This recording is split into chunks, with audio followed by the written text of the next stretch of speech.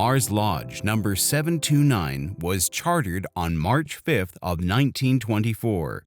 It was founded by a group of Freemasons led by local businessman John Irvin Mair. The Right Worshipful Grand Master constituted 55 brothers into this new lodge of free and accepted Masons.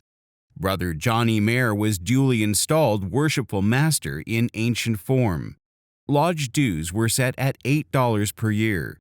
By the end of 1925, our membership swelled to 75 members.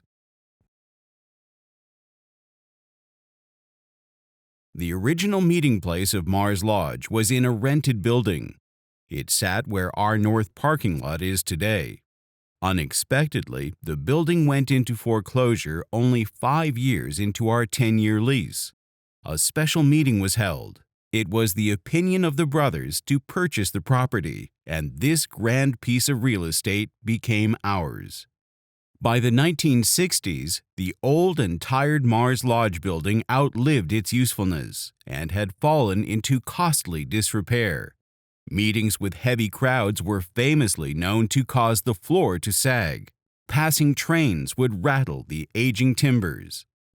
In 1964, discussions began on considering a new Masonic building. Brother Squire T. Mair, past master, and John E. Mair's son forwarded a motion to create a committee to investigate the potential costs and to report back to the lodge. The land on which our current building sits was once the site of Dale Walter's barn. The barn held active businesses, including a livery and an undertaker service. Local politician and businessman J.A. Criswell ran these businesses. A fire consumed the barn on August 15, 1908. Upon investigation, it was deemed suspicious. Criswell's own brother-in-law, Thomas Donaldson, implicated Criswell. He alleged that Criswell paid him to commit arson following an unsuccessful attempt to purchase the barn from Walters. They were both indicted. A jury found Criswell innocent of the allegations, and Donaldson was sentenced to 12 years in Western Penitentiary.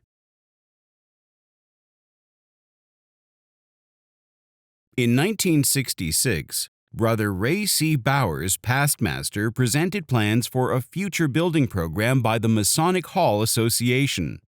In 1968, the lodge established a new building fund with a beginning balance of $3,325. A campaign to raise additional funds was launched soon thereafter.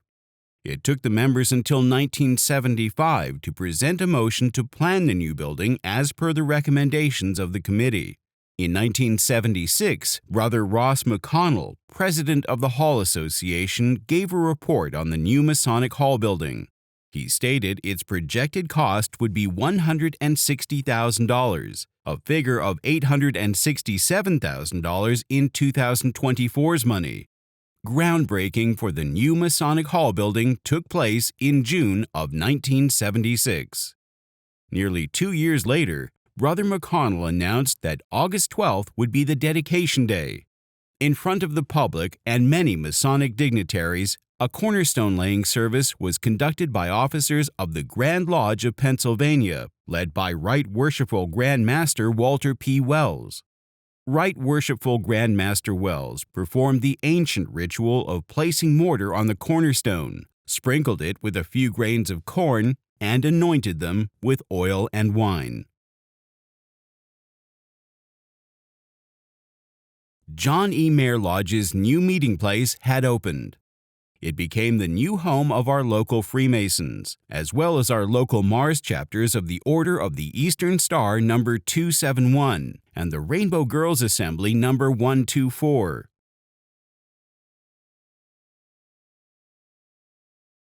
Our lodge was originally chartered as Mair Lodge. So when and how did it become John E. Mair Lodge? Who was John E. Mair, and how did the lodge in Mars come to be named after him? John Irvin Mair was born in 1883 in Chicago, Illinois. By 1920, he had moved to the Pittsburgh area to ply his trade in electrical manufacturing. He was a Mars resident for 26 years. In January of 1920, at the age of 26, Mair became a Master Mason in Crescent Lodge No. 576. What motivation drove Johnny Mair and his brothers to form a lodge in Mars is lost to history, but his passion for our fraternity surely convinced them to elect Brother Mair as the first Worshipful Master of Mars Lodge in 1924. After serving as Worshipful Master, Brother Mair then began a 19-year tenure as our representative in Grand Lodge. For many years, Brother Mair was appointed the first teller in the election for the office of Worshipful Master. He was a member of the Syria Shriners, Masonic Veterans, the Pittsburgh Athletic Association, and the Mars Board of Education. He was also active in the Butler County Boy Scouts. In 1944, Brother Mair's dedication to the craft earned him an appointment as District Deputy Grand Master of the 54th District of Free and Accepted Masons of Pennsylvania. He would serve in that office for 5 years. Brother Mair resigned in December of 1948, citing his business interests as requiring more of his time. Brother Mair passed away 9 months later on September 11, 1949. At the October stated meeting, Brother Mair's youngest son and Worshipful Master Squire T. Mair stated that requests were received from members of the lodge that a memorial be adopted in recognition of Brother Mair's long and faithful service to Mars Lodge during the past 25 years. Brother John R. Gilliland, past master, presented the following resolution. Whereas Brother John E. Mair was one of the organizers, charter members, and first Worshipful Master of Mars Lodge, and thereafter served as its representative in the Grand Lodge from 1925 to 1945, at which time he was appointed District Deputy Grand Master of the 54th District. And whereas from the time of the organization and constitution of Mars Lodge, he gave his untiring efforts to the welfare and advancement of said lodge and of the spreading of the light of Freemasonry throughout the community in which he lived, giving freely of his time and ability in so doing. And whereas it is the desire of the membership of Mars Lodge No. 729 to perpetuate his memory and service to Mars Lodge No. 729 for posterity, now, therefore, be it resolved that the name of Mars Lodge No. 729 Free and Accepted Masons of Mars, Pennsylvania, be changed to John E. Mair Lodge No. 729 Free and Accepted Masons of Mars, Pennsylvania. The motion was seconded by Brother Leslie M. Gray, past master, and unanimously approved. The success of our lodge is due in large part to the diligence and commitment of its secretaries. In 1926, Brother John Roy Gilliland became our second Worshipful Master, succeeding Brother John E. Mair. In 1929, Brother Gilliland, past master, began a nearly 25-year tenure in the secretary's chair. In 1954, Brother Elmer F. Schrader, past master, read a letter of congratulations to Brother Gilliland. Brother Squire T. Mair, past master, presented a plaque to the lodge commemorating more than 25 years of faithful service Brother Gilliland gave to John E. Mair Lodge. Brother Gilliland passed away in July of 1955 and was honored in memoriam. In December of 1953, Brother Delmas M. Geis was elected secretary of the John E. Mair Lodge No. 729. He would serve until 1985. In that final year of his holding of the secretary's office, Brother Geis was presented with the Special Grand Master's Award by Right Worshipful Past Grand Masters Hiram P. Ball and Samuel C. Williamson. In 1986, Brother Geis was honored with the rare title of Past Secretary and presented with a special apron in honor of his 33 years of service. Brother Geis passed away in November of 1999 and was honored in memoriam. The 100-year history of John E. Mair Lodge has run concurrent with many pivotal events. Arguably, none was more disruptive to the lives of its membership than World War II. During our December 9, 1941 stated meeting, 2 days after the bombing of Pearl Harbor, the Right Worshipful Grand Master conveyed that all subordinate lodges do everything permissible for the comfort and entertainment of the members of the Masonic fraternity actively identified in the armed forces.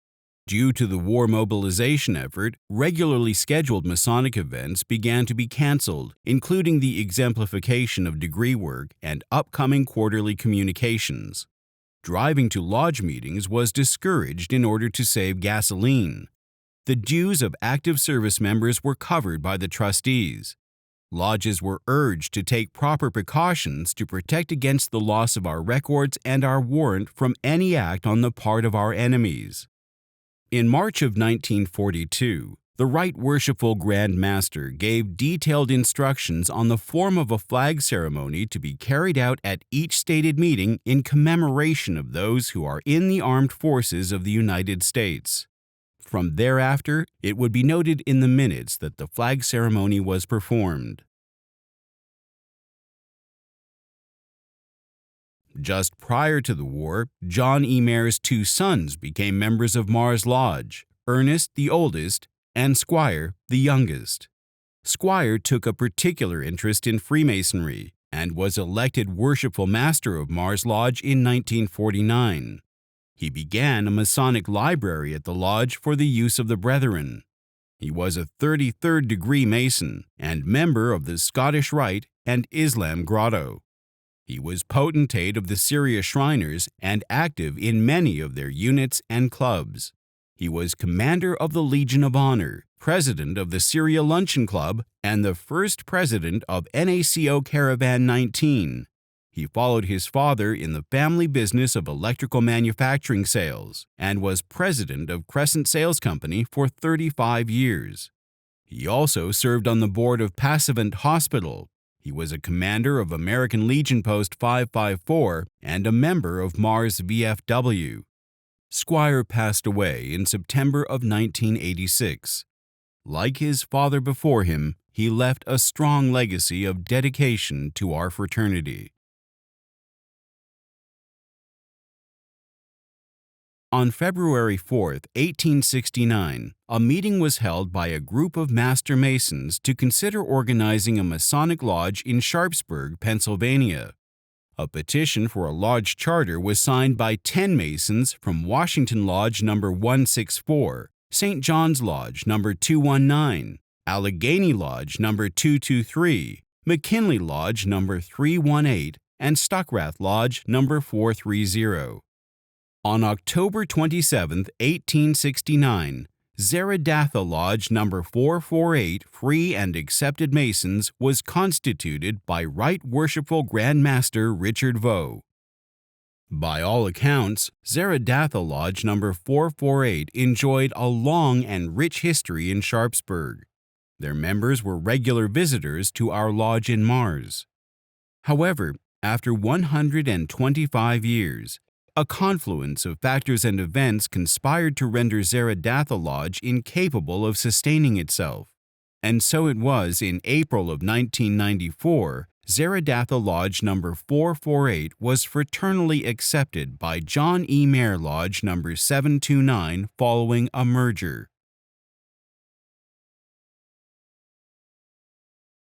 Activities outside of lodge business have long been a source of enjoyment and social interaction for the brothers of our lodge. Throughout the decades, many events have come and gone. At our 22nd traditional lodge banquet in 1946, a total of 378 members and traveling brothers enjoyed the buckwheat cakes and fellowship provided. Mars High School's auditorium was rented to house those who had assembled. Attendee and Right Worshipful Deputy Grand Master George H. Dyke urged the continuation of these very happy occasions. In the 1980s, ham dinners that we traditionally served around Mother's Day proved both popular and profitable. Dances may seem foreign to most young people today, but they were well attended and enjoyed by the membership and their spouses for many years. Monthly pancake breakfasts were introduced only recently at John E. Mair Lodge. They have continued to grow incrementally since their inception. Participation has given our members a tremendous opportunity to experience the brotherhood that Freemasons share. As we celebrate 100 years in Mars, Pennsylvania, our pancake breakfasts have also reintroduced our fraternity and its members to our community.